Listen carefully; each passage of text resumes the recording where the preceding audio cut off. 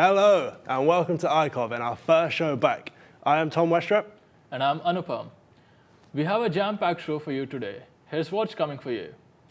We have all the latest news from Brexit to what's been happening in Coventry. We have 3 brilliant stories from 3 of our reporters.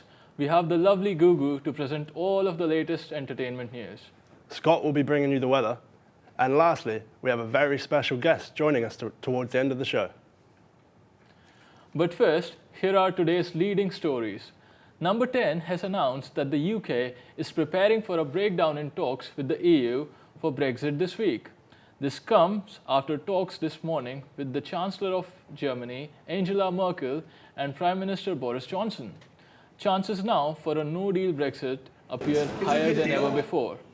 According to the Institute for Fiscal Studies, the change could push UK debt to an all-time high. A 33-year-old man has been left with serious injuries after being stabbed yesterday in Tile Hill Lane. He was given trauma care on site and was later taken to hospital. Police have confirmed that a damaged car was also on the scene. On Saturday, a man in his late 20s was discovered with serious head injuries on Brunswick Street in Leamington Spa. Police suspect that he was assaulted with glass. They're still looking for witnesses for the incident.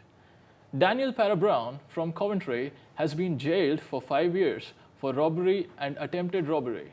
The 37-year-old targeted McDonald's, Premier Inn, and William Hill. The incidents took place within 12 hours. And finally, Backhorse & Co. in Fargo Village officially closed down on October the 6th, just 3 days after the cafe announced its surprise closure. A new mobile app known as New Life AI allows users to create and share their own visual content with others online. People are able to post and like content related to music, fashion, and other life aesthetics. The app adapts to the interests of its users and shows you post it thinks you will like. Our reporter Katie Robinson spoke to the creator of the app. An upcoming platform is aiming to overtake Instagram as it introduces new ways for content creation apps to manage advertisements, pay creators, and measure interaction. NewLife.ai is marketing itself as a new platform for artists, fashion designers, and other creatives.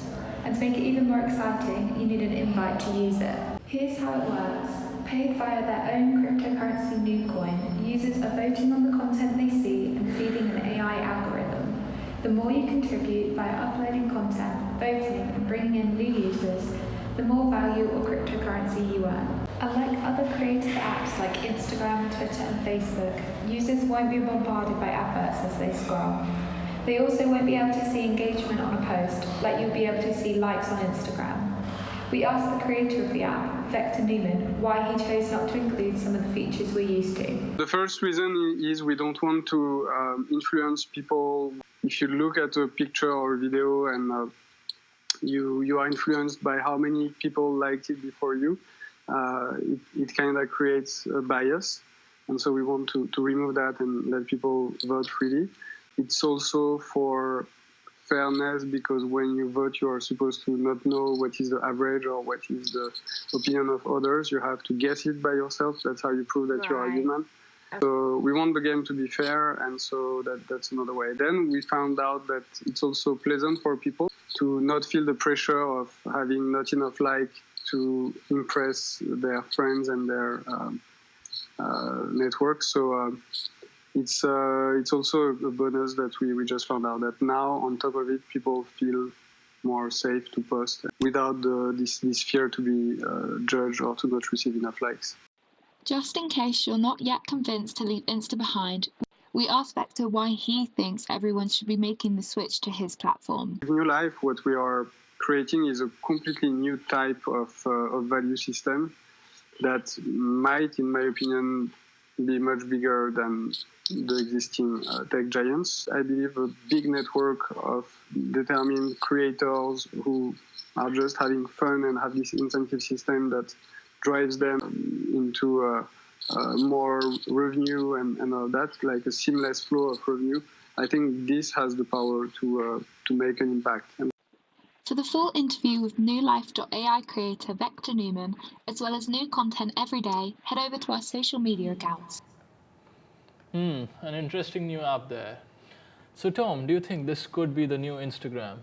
I think that has a lot of potential. I think to be the new Instagram will be a tough ask, but I mean, it definitely looks cool and it has potential. The food chain Pizza Express could be going into administration following reports that the restaurant is suffering from a £1 billion debt.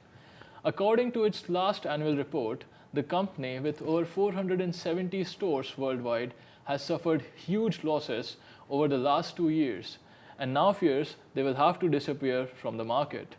Our reporter Jack Cooper has more. Pizza Express is currently in a poor situation, having hired financial advisors for their debts.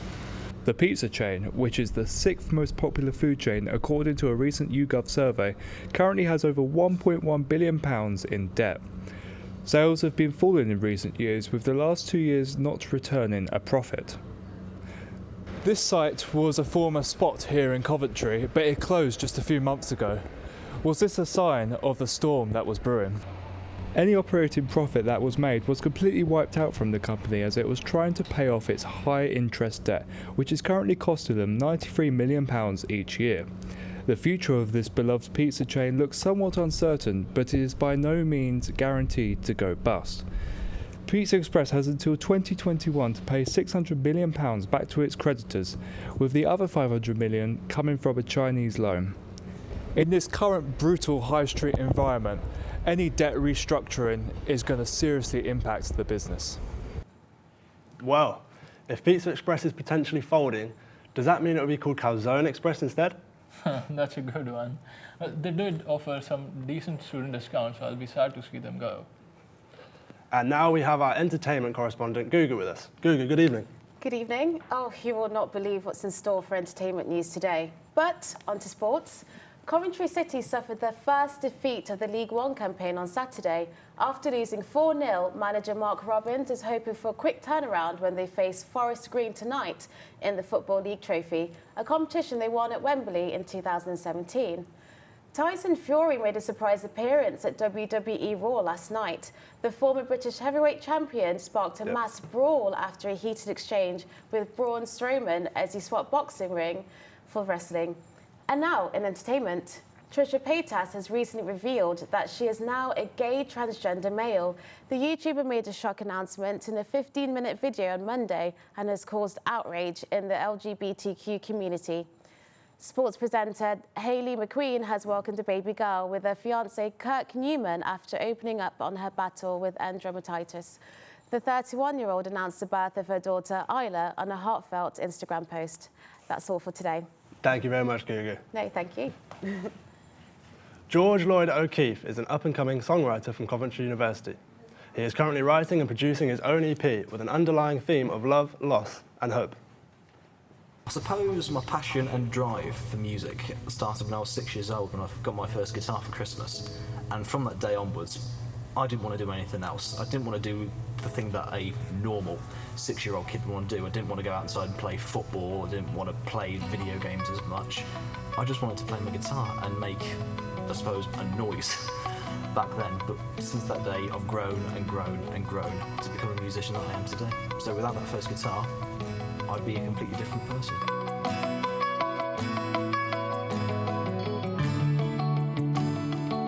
I think the drive to be able to produce my own song is the idea that only I know how my song should sound.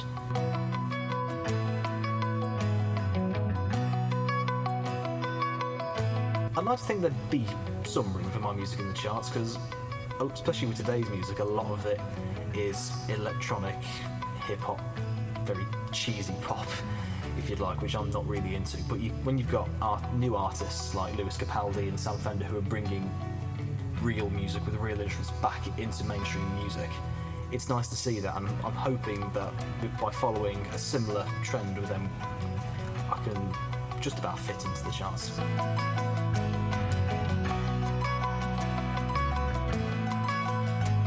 I think what separates me from a lot of artists in today's music is the fact that I write everything myself, including the music and the lyrics, and I arrange all the instrumental parts and vocal parts myself.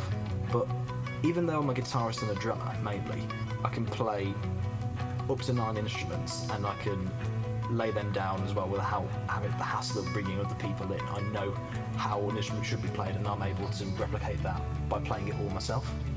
And with the instruments that I can't play, I can arrange it exactly how I want it and get other people to play it as I wrote it, and the overall outcome is very, very good.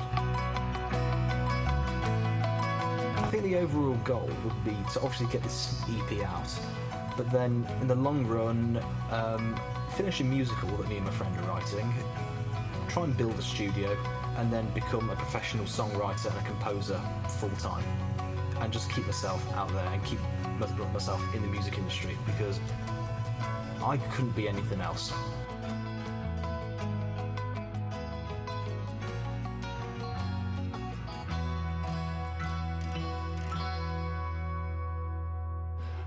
If you enjoyed that, make sure to stick around, as later on we'll be speaking to George in an exclusive interview about his EP. But before that, here's Scott with the weather.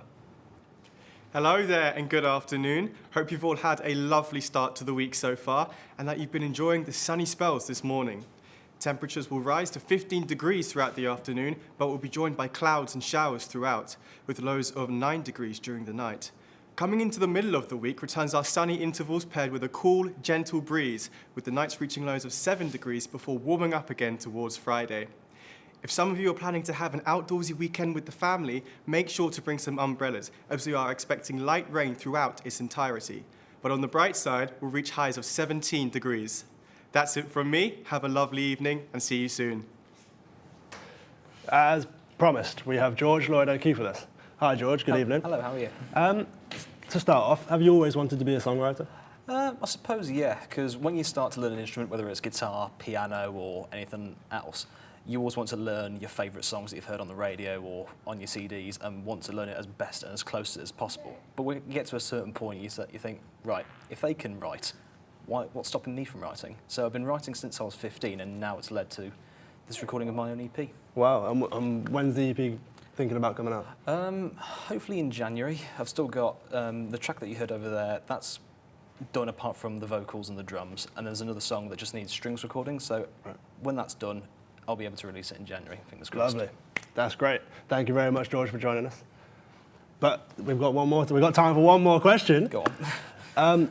A lot of artists, they release songs like in a certain time of year Yeah. to reflect the mood, and then obviously January's quite a dull mood. Do you reckon that you released it in January for that?